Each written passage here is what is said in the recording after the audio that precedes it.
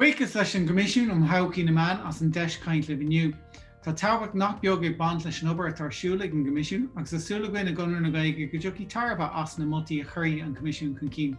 Ribh ar na multaí atá chunar na Gaeilge ar conas gur ceart tosaíocht a thart a bhaoinú agus a leathála.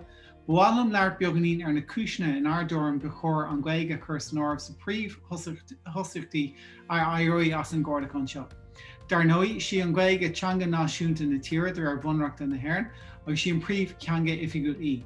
Tá stadas sin ann le fada ach níor feidhmiúí riamh i gceart air. Ní amháin go stadas bunreachtú le an teanga ach tá pobal an dearfach fuaithe.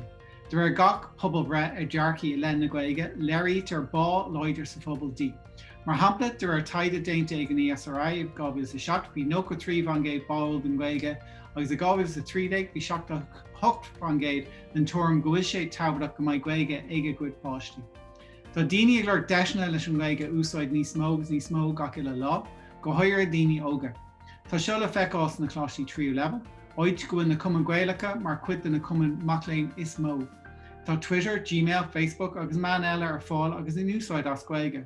Sna pobal breithin ar ríis léirítear ní amháin go an pobal báil den teanga ach go 19 siad gur chóir níos mó soláthar agus úsáid a bhaint astí. Mar hampla de ar survey Cantor i 2020 déinte 60 bhangéid nach bhfuil a ggóhann deisna ann de dhaoine óga leis an Gaeilge úsáid lasmuid an choras a dachas. Agus a survey céine feictear dún go le cóhanan agus 1.6 milliún muíneach as an Gaeilge a thuiscint. Conas gur féile an freastal ar an éileamh agus ar an potential seo tríd na Meán in éireann, agus conas gur féile leis na Meán ró lornach éimert le húsáid na Gaeilge normalú is sucí na hÉireann.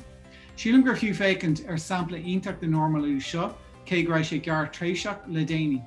An géad lá go dtíon 7 lá déag Márta, bhí an Gaeilge in úsáid go minic agus go bródú le linn seachta na Gaeilge ar go leor den na Meán in éireann. Cuirtear an ceist a gcónaí ag deireanna féile, cén fáin nach féidir leanúd leis an úsáid céine den teanga tríd am líon ar fad. Ceist bhá go cinse, agus déanaí mé iarg trí mo bhultaí ar conas go ceart tosaíocht a thart a bhaoinú agus a leathála i bhíine se nád ar éagsúil na déimi atá le clúdach agus na héalamh iomaíocha an ceist a raigart inis. I gás cúrsaí telebíse, caithfar aithint bhfuil dúthláán faoi le ann den Gaeilge. Dul iomaíocht leis na hórdáin agus leis na il-iomad stáisiún telebísí atá ar fád an phobal as Béarla. Níl títe cethir ag soláir céitadán ord de chlóracha as Gaeilge, agus 3 stáisiún eile faoi bhrat RT ag soláthar líon beag chlóracha as Gaeilge, thart ar 1 bhangéid dá soláthar iomlán. I meas breis 300 stáisiún telebíse éireann. Mullen an Chonradh na rudí seo leanas chun cur leis an soláthar telebíse as Gaeilge. Ba chóir TGK ar bhaoinú i gceart agus ar an meam céine le S4C sa bhrat an beag, le cinú go mbeidh stáisiún an soláthar iomlán de chlóracha as Gaeilge chur fáil. Ba chóir go Gréalaí RT ar leid 2 bhangéid dá chuid chlóracha telebíse as Gaeilge agus déad faoi seo dhéanamh trí gear siar ar na sreat telebíse Béarla tar fáil ar stáisiún telebíse eile. Ba chóir úsáid na Gaeilge normalú i glóracha síomsaíochta ile RT tríd riachna Gaeilge chur snómh in éon Chonradh a bhronfar ar cholacht léarcháin neamhspach nó dhéanaí RT féin amachchanseo ar nó Dancing with the Stars First Dates. Ba chóir go ginseoidh TG Cahar agus RT Service as Gaeilge de dhaoine óga ónar a leid 7 mágin go dtí 7 sa míthe. Ba chóir de RT an Thodhchaí Gaeilge sport a chuirtear fáil a bhéadú le gach cluiche CLG, is gach cluiche idirnáisiúnta rugby ag soccer a chur snómh. Ba chóir technolaíocht nó digiseach úsáid le fothidlú in Gaeilge chur fáil ar chlór go Gaeilge mar rogha cumála fothidl Béarla. Freasóg seo ar caintear ag fealmóí Gaeilge. Ó thaobh cúrsaí radio de, nílach 3 stáisiún Gaeilge lánaimseir as an 7 stáisiún radio ag feidhmiú in éireann. Agus asú siút tá stáisiún amháin díortha go príomh ar phobal na Gaeltachta, stáisiún eile ag creileadh maileach lí amháin ar FM, agus stáisiún eile díortha bhíon yoga nach bhfuil cadúnas FM aige. Bhín clóric ar Gaeilge rialtar cuidhád na stáisiún radio eile ach de ar taideó John Walsh in Oscail na hÉireann. Gaillimh le déanaí creaaltar na chlóracha den cuid is mó lasmuid a amana bór éisteachta. Leis an soláthar Gaeilge ar an radio bhéadú Mullen an Chonradh. Gur chóir go mbeidh conial sonóir in éon cadúnas radio nua nó in éon aithniúchan ar Chonradh, le soláthar intóiste de líon áithir chlór go Gaeilge a chur fáil laistigh agus lasmuid a amana bór éisteachta. Ba chóir fáil réig leis an táille dúdar as creaachán na hÉireann geartar creatóirí radioir nó radio an lifa, rud a ceartló chur leis an soláthar agus réimse chlór a chuann siad ar fáil. Chóir curla cumas ortaí radio na Gaeltachta chur a chuid serviceí ratha Herbert.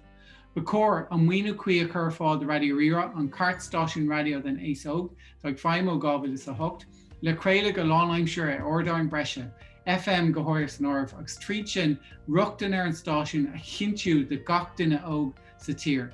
Tá daoine ann a déir nar chóir a bheith borthaí FM, déir siad nach go daoine ó géisteach leis an radio. Tá méid sin fear áfach bheith spin 103.8, beat 102.103 agus eile ag tuairta gadúnas FM arás go dtí údarás creileadh an Héireann. Comálas le multi sin den na Meán radio agus televíse rain, Bacor ar leid fógra bháin a nach cúig fógra in éon achtas stát ar an radio nó an televíse bheith as Gaeilge chun ceiriú le normlú na Gaeilge. Ní eachtar agus ní cluistear an Gaeilge ach go fíoránmh in éon achtas fasachta fi láthair. Bacor meid solar sásul as Gaeilge ar híomhgréis an seohanna podpéiltí manthóisiil de apana agus éon ordan eile de cuid man service paibí cumá.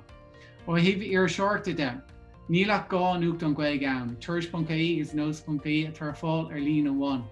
As an breis seachtó nuachtan agus ceithre iris as an breis 200 iris sa tír. Bhí nealta as Gaeilge ó am go céile ag líon beag den na nuachtan agus irisí eile. Le dul in leis an aspa solar Gaeilge seo, mullen an Chonradh, go cóir ciste fiile a bhhanú chun ceiriú leis na nuachtan agus irisí Gaeilge ratha Herbert, go háir le ceiriú le breis iarseoirí lánaimseir agus séiris iarseoirí osú. Gur cóir scír de ein ciste churfar ar bun amach an seo chun ceiriú le hirseirt a chur látaimh de alt as Gaeilge na nuachtan agus na hirsí aimín go príomh as Béarla. Mar ocail scór, Cluisim daoine rá am go céile nach bhfuil éon éileamh nó a ggóhan éileamh de choláthar Gaeilge ó na Meán.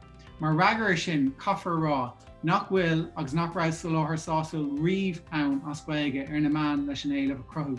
Tógadh sé am agus achfaní seo a bhaintteach agus sa súlagam agus súlaigh an Gunra go mbeidh Choimisiún an Thodhchaí na Meán in an fécin chuige 100 bliain ó bunaíodh an stát a dheas, go mbeidh solar sásul déintear ar na Meán de phobal na Gaeilge, na Gaeltachta agus dóibh siúd le spéis teanga den 100 ó riomh.